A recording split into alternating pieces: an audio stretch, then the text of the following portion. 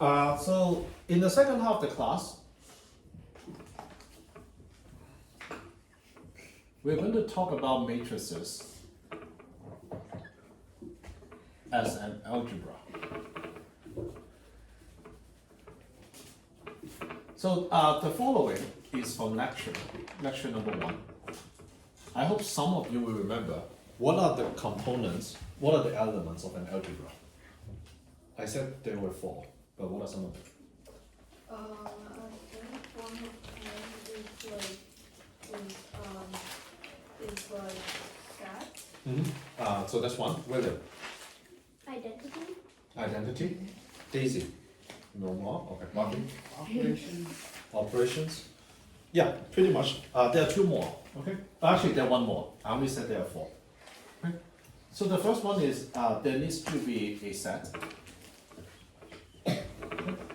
So for us, the set is all the n by n matrices where the determinant of A is not equal to 0. Why? Why can't the determinant be 0? It can be, but I'm not studying that. Oh no. So note that. So one thing that you need to know is, let's say if we call this group, we call this set to be GLN, what I call general linear group. You need to know that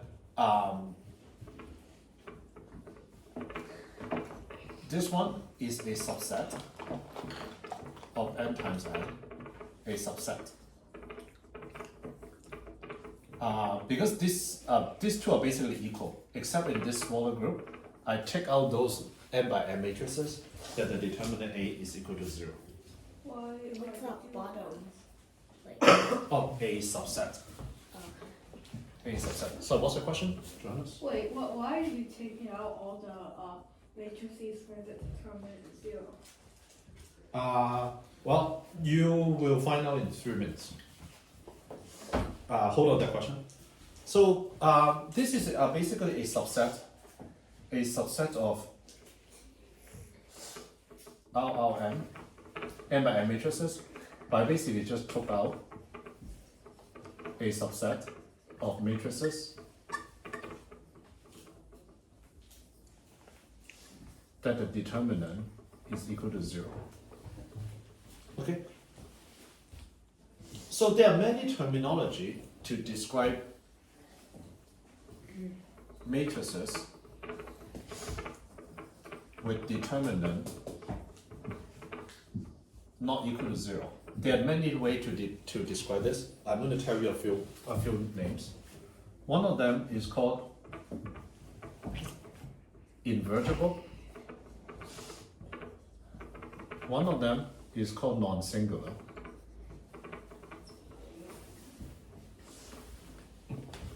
So that's one. The second one is there needs to be an operations.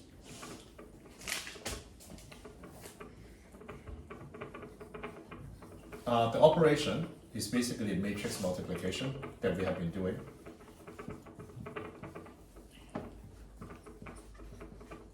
Now, the only note I will make here is when you have 2 matrices, A and B, we basically write A, B, and then basically we, by convention, know that it means matrix multiplication. But if you want, you can use asterisk, or you can use the multiplication sign. I think the point I'm trying to illustrate is this matrix multiplication is a new operation that most of you didn't know 3 weeks ago. So what symbol that you use to describe the multiplication is basically arbitrary. The most common one is don't write anything, okay? But if you want, you can write asterisk, you can write multiplication sign. The last one, also not the last one, the third one is there needs to be an identity. Does anyone know what the identity is for this operation and for this set? A matrix where like a square matrix where like the diagonal, where the diagonal going from the top left to the bottom right corners are 1 and the rest is 0. So this is a sloppy way of writing it. Okay, basically 1 at the diagonal and then 0 in the rest. So we just remind ourselves what identity is.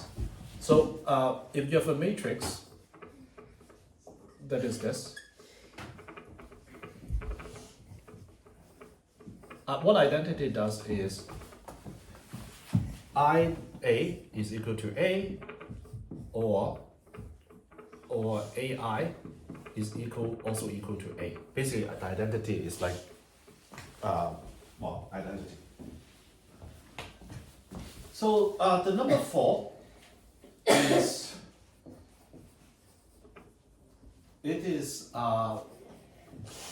the fourth one is we talk about it is there's going to be some law that governs the operations. For this one, for this set of multiplication, is basically associative. So meaning if ABC is all in the matrices, using the multiplication, if you multiply AB first and then multiply C, it's going to be the same as if you multiply BC first and then you multiply by A. You can prove it. Okay. If you're interested, you can just do a 3 by 3 element, all 9 of them. Sorry, 3 by 3 element for A, 3 by 3 element by B, 3 by 3 element by C, and then if you do the first multiplication first, and then multiply the third one, or you multiply the second and the third one before you multiply the first one, it will be the same. Now, just want to make a note. Remember the last homework that you do. In general, A times B is not equal to B times A. So this is not commutative. Okay. So the last one is what I can answer Johanna's question earlier. Why do I take out determinant A is equal to 0?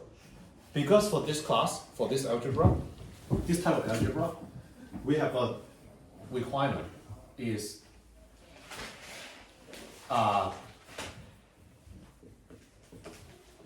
there is an inverse. So meaning that if there's an meaning when there's an A, there needs to be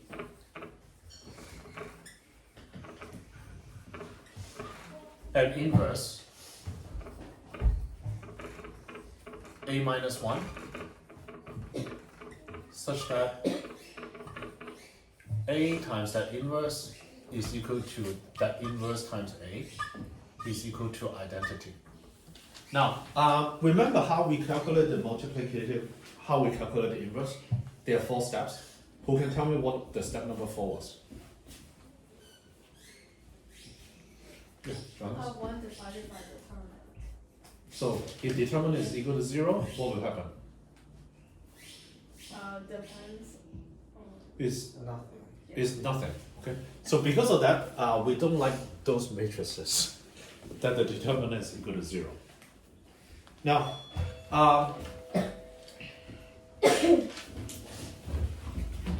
this class of matrices that we study satisfy all 5 of them. I'm going to write on this side so that it's on the same board, but you should try to bold it, underline it, etc. So this type of algebra has a name.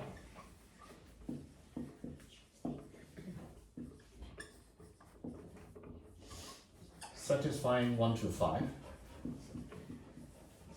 is called a group.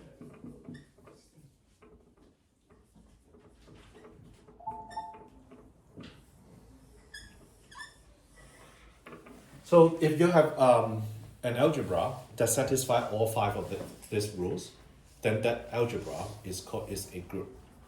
Okay. The one that we are studying here is in particular is called general linear group. By now, I think you heard of this name many times today. So GLN, where the matrix is n by n, but determinant of A is not equal to 0. Okay. So I'm going to add a space here. In the last class, this semester, I'll go back to why this is called general. Why there's a word general here. It has some special meaning why it's called general. Now, before I go further, I want to remind everyone in lecture 1 what we talked about. What we talked about was, well, most of you only knew about numbers before this class, but there actually are a lot of objects that are similar to numbers that you can study as a whole. But the problem is you don't know a lot of those examples. So what we are going to do, what we did last class and today's class, is to tell you one example, which is matrices. Okay? In the next 2 classes, I'm going to tell you 2 other types of algebra. Okay? And then after that, in the last class or 2, we're going to study all of this as a whole. But what are commons about all of those? Because all of those satisfy this kind of 5 rules, you can basically study them together. Similar to the example that I gave about the triangle. So if you study all triangles as a class, there are some properties that are special about triangles.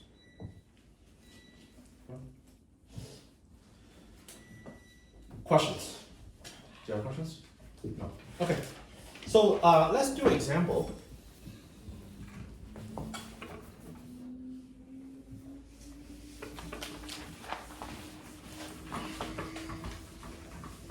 And there will be one of this question is a trick question.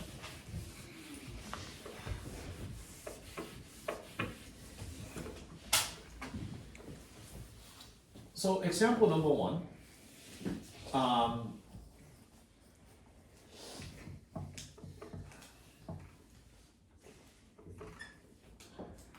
If C is equal to A times B, all of these are matrices, okay?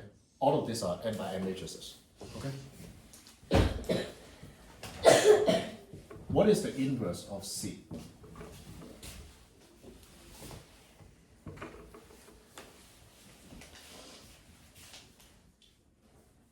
What is an inverse, first of all? Buffy. It's when you multiply the original matrix with the inverse, it'll give the identity. Okay, so let's call that inverse. We don't know what that is. Let's call it x. Okay. So basically you want to find x such that the multiplied by c is equal to the identity. Okay. So what is c? C is a and b. What is x? What is x that will give us identity on the right hand side?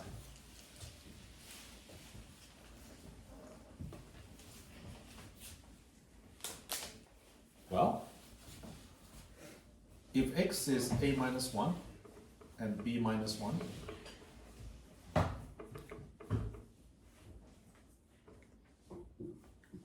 then what is a times, what is a minus 1 times a? So this one, a minus 1 times a is identity. Identity times b is also b. So therefore this is identity. So therefore it turns out the inverse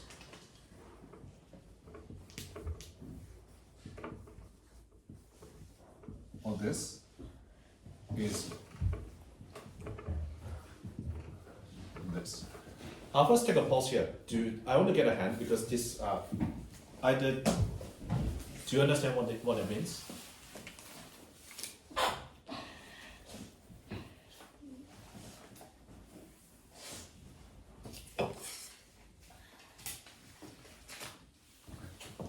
step, where did the identity go?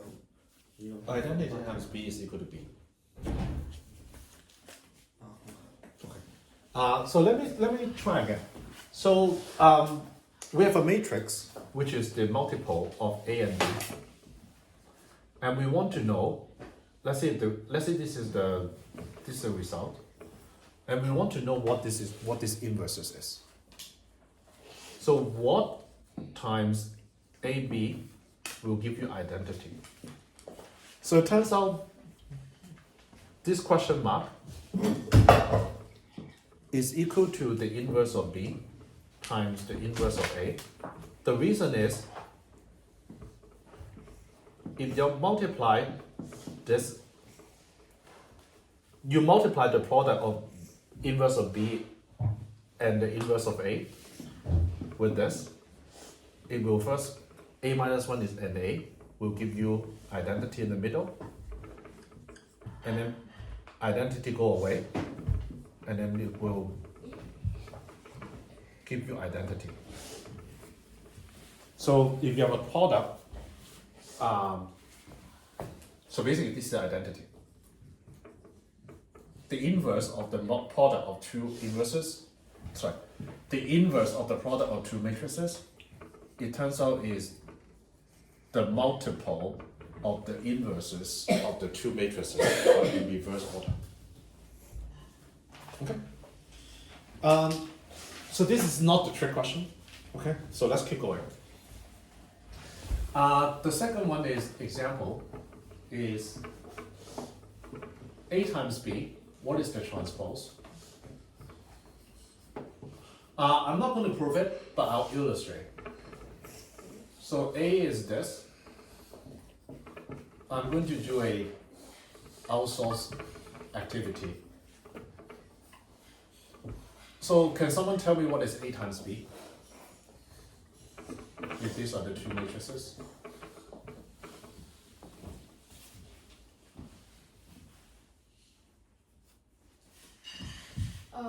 Top left is 5. Mm-hmm. Top right is 11. Wait. So someone says 13. So what's bottom left? Bottom left is No, 5. what? 5? Okay. Nick, this And one? then that is 5. 5.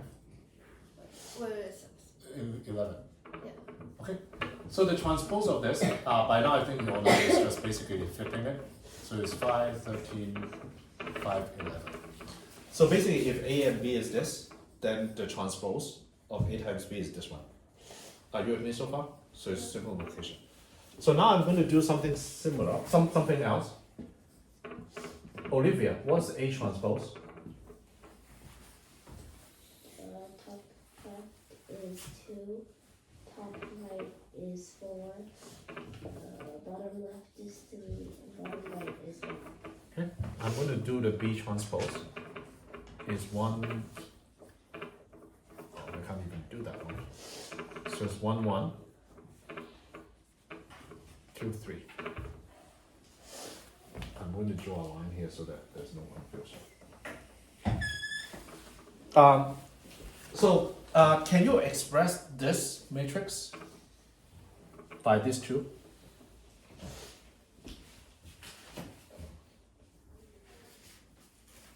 I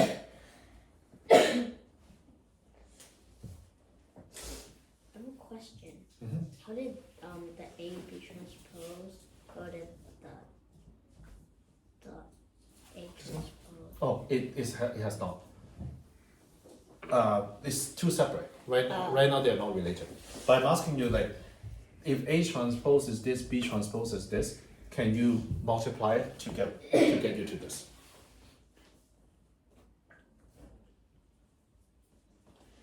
Ten more seconds. As a matter of fact, you can.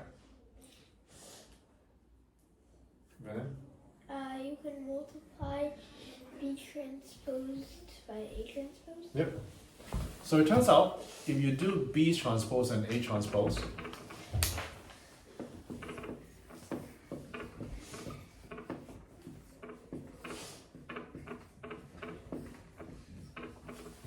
if you do this, then you actually get 5, 5, 13, and 11. So this is another formula. So it turns out the transpose of AB is equal to the multiple of the two transpose matrix, but in reverse order. A way to prove it is that when you multiply, when you multiply A transpose and B transpose, because when you transpose a matrix, it's kind of like every row and column, like a column becomes a row and every row becomes a column. So essentially when you multiply A transpose by B transpose, what you're doing is that instead of No, I think you're correct. instead Now the problem is, so it makes sense. It basically say, okay, it makes sense. Okay. because you're just like flipping it. You're like when you do the lines and So meaning it is plausible, but you don't know if it is true. Remember the true or false question that we did? A lot of them are kind of look correct, but it can be wrong. Okay. But for this particular one, this is the formula. So do example. So the trick question hasn't come up yet. So I'll do example number 3. So again, we have two formula. This one, this one.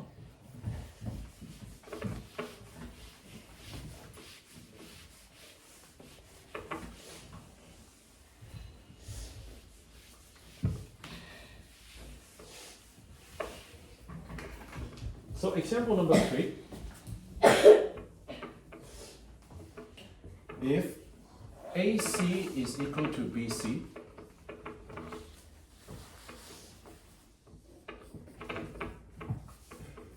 does it mean A is equal to B?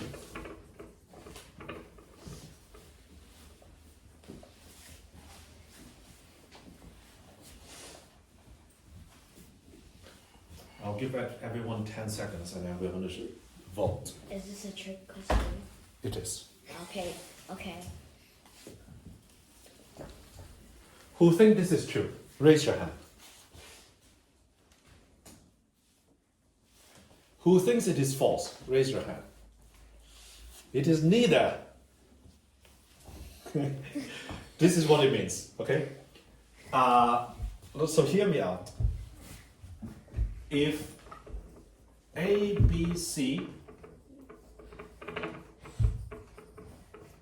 are n by n matrices, then the answer is not really. However, if A, B, C is in the general linear group, then yes. What is the difference between these two? if it's a square matrix or not. No, both are square matrices. Remember, there's one difference between these two sets.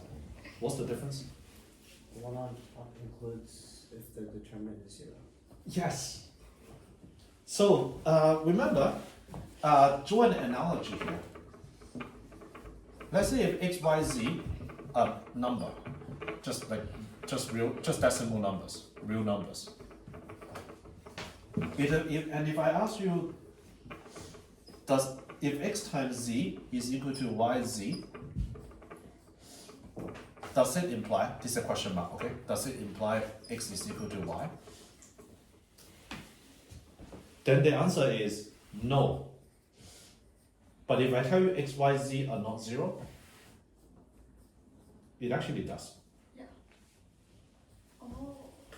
So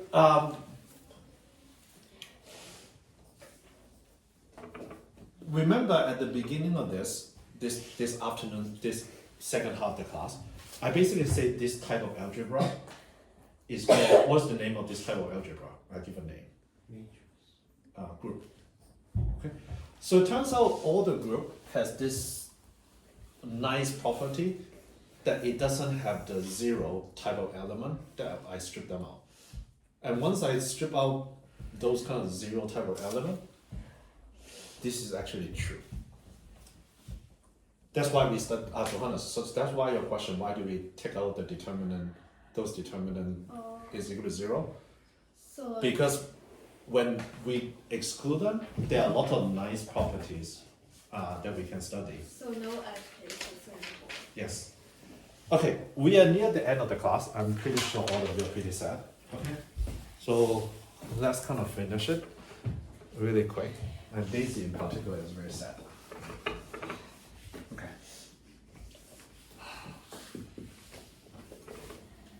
So the last last kind of section is about going back. Many of you did a lot of calculation for determinants.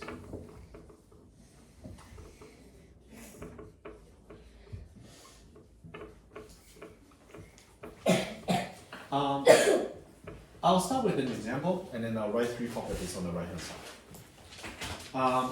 So first of all, this kind of number A, B, C, D, E, F are just all numbers.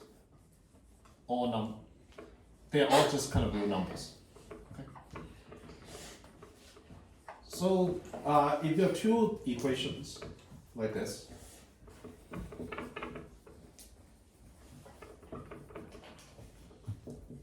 at the beginning of the class, I said one fancy way is to write it like this.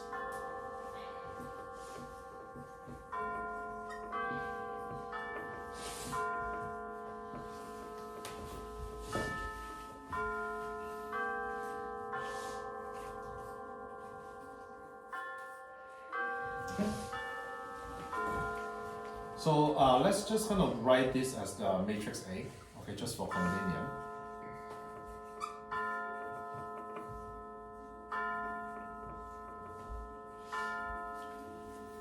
What we also learn is if the determinant of A is not equal to 0, then we can find an inverse called A minus 1. Then what we can do is we multiply the inverse on both sides.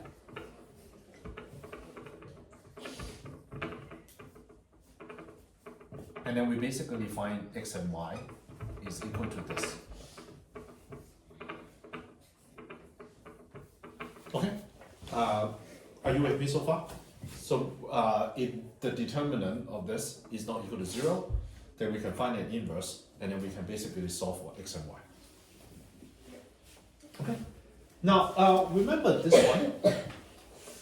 If we draw these 2 equations here, is equal to 2 straight lines. Okay, 2 straight lines. And the solution to this straight line, 2 straight lines, sorry. The solution to these 2 equations is the intersection of 2 straight lines. When do 2 straight lines do not have an intersection? Isaac? Parallel lines.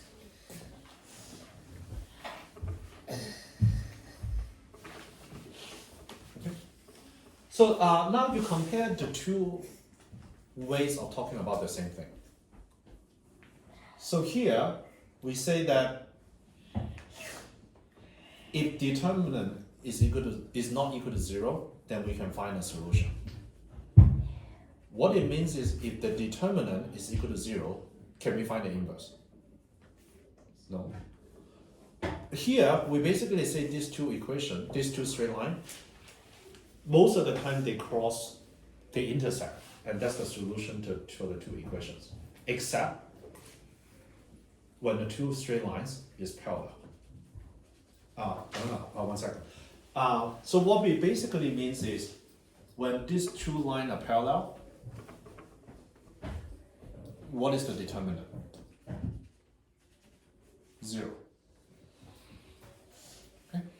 So when is determinant of this is 0? So determinant of this is equal to 0 when AE is equal to BD, or A divided by B is basically when this one is the same ratio.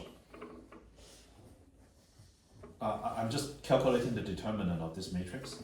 So if the determinant of the matrix is equal to 0, then it means A divided by B is equal to D divided by E. Now for those who know coordinates, who know straight line, if A is divided by B is equal to D divided by E, what does it mean for the two lines? It means they're parallel. So the point of doing this is the main point that I try to illustrate here is, here we basically use some geometric reasoning to prove double quotation an algebraic property.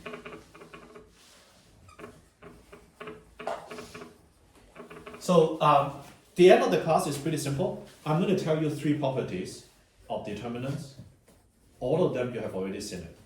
Okay, once you write down these 3 properties, then that's the end of the class. Property number 1.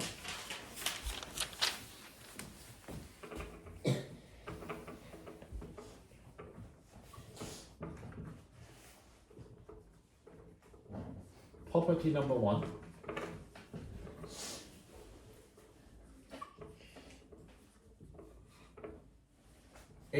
If A1 divided by B1, A1 divided by A2, B1 divided by B2, C1 divided by C2, then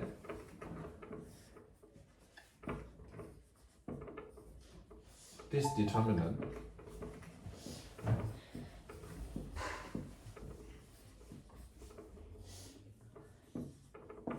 is equal to 0. So, which is basically the same as this one, except that I'm doing 3 by 3 instead of 2 by 2. In fact, again, this is important. Basically what it means is, whenever these 3 numbers is a multiple of another numbers, when one row is the multiple of another row, so you multiply 2 of the third row is equal to the second row, which is what this means, then the determinant is equal to 0. The reason is basically this. Because when it is parallel, then it is straight line. 3-dimensional is a fancier straight line. But when 2 lines parallel, then it won't intersect. So to write it out, basically whenever the elements of a row or a column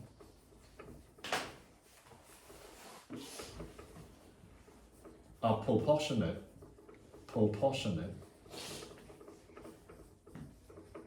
to another row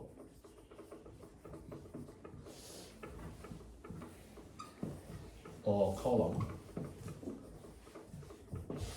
then the determinant is equal to 0. So the second and the third property, I'll just write it out, is basically from the homework last time. So that's the reason why instead of just calculating the number, I try to show you 2 equations. If lambda is a number, then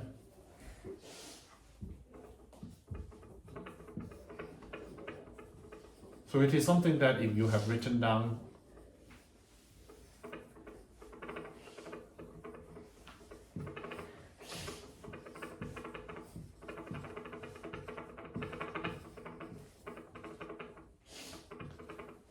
you can basically take the lambda out. As to why, when we cover the homework from last week, we already showed this.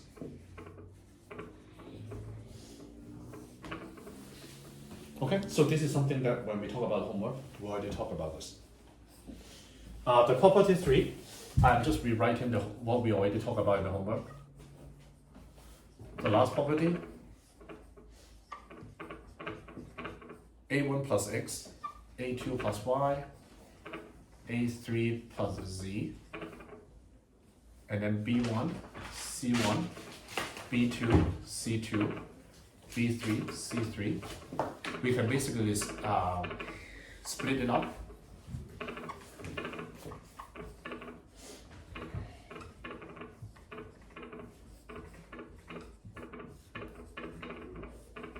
X, Y, Z, B1, B2, B3, C1, C2, C3. Okay. Now, I listed kind of three properties, but in reality, there are actually a lot of properties of determinant. But I'm listing kind of three. Number one, I thought there's a pretty nice geometric explanation about what it means. The second and the third one is from our homework last week. So I think that's the end of the class.